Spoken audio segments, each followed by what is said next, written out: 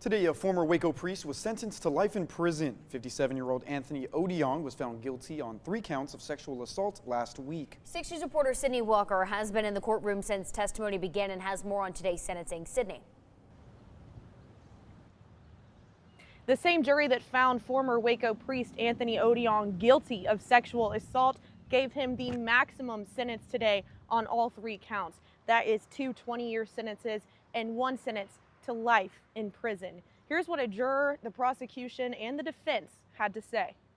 2 women sexually assaulted by former priest Anthony Odiong. Relief at being believed. Have gotten justice. These women showed incredible strength. They had to retell their story to me, to a DA's office, and then have to come and sit in front of a jury. Odiong was convicted on 3 counts of sexual assault and sentenced to life in prison. We just felt like the only thing that reflected both justice for the suffering that the victims endured and the ability to protect our community from him in the future was life in prison. Detective Bradley DeLange, who led Waco PD's investigation, said it started with Mary Doe's report and led to combing through just under 1 million emails. I'm not out here to destroy faith. I'm just need to stop a bad actor. He cold called potential victims. Every single time the victim would just tell me, he knows, I know, and now you know.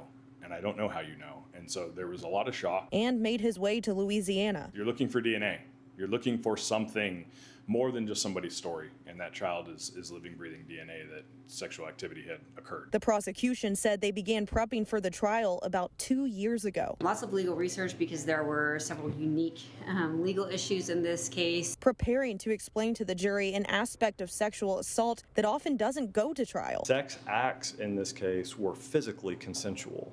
The legal question became what led up to that physical consent, and in this case it was spiritual and emotional exploitation. It was hard for the defense too. It's a difficult case. It's a difficult to, anytime you get a verdict like we got, I mean, we work very, very hard for our client. An uphill battle, defense attorney Gerald Villarreal said. It's hard when you have so many victims coming out and it becomes cumulative. They're disappointed. We had a chance maybe for probation.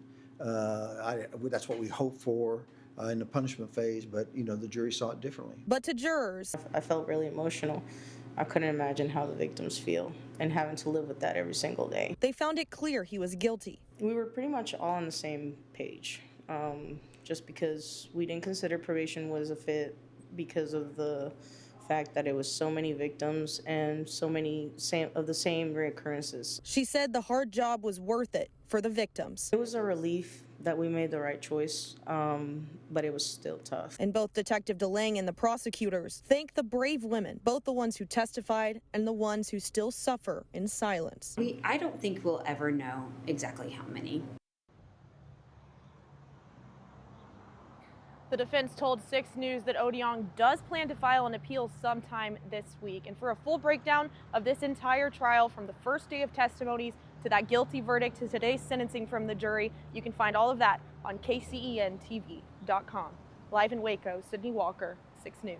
Justice for those victims. Thank you so much for staying on top of that, Sydney.